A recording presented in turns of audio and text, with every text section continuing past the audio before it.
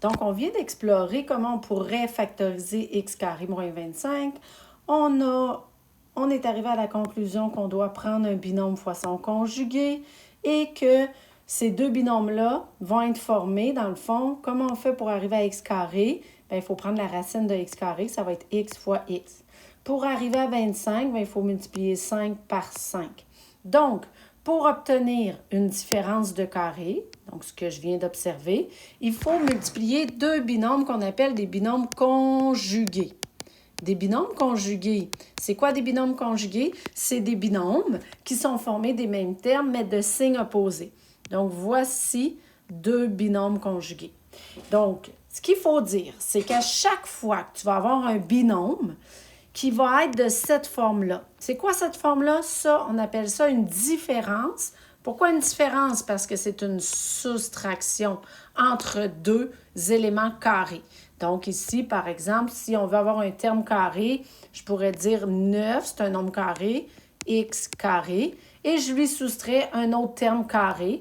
Donc ça pourrait être 25 y carré. Donc l'idée d'une différence de carré, il faut que j'ai un terme carré moins un autre terme au carré.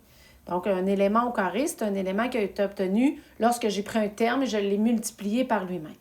À chaque fois qu'on va avoir un binôme ainsi formé, ce binôme-là va pouvoir se factoriser en une multiplication de deux binômes. Et ces deux binômes-là vont être formés de un binôme avec une somme, un binôme avec une soustraction, donc des binômes conjugués. Et comment je vais choisir mes premiers termes? Bien, le premier terme, ça va être la racine de 9x carré. Donc, comment je fais pour arriver à 9x carré? Bien, si je fais la racine carrée, ça va me donner 3x, puisque 3x fois 3x me donne 9x au carré. Tandis que le deuxième terme, bien là, cette fois-ci, ça va être la racine de 25y carré. Dans ce cas-ci, c'est 5y, 5y. Pourquoi? Parce que 5y fois 5y, ce sont les termes qui nous ont permis d'obtenir 25x au carré.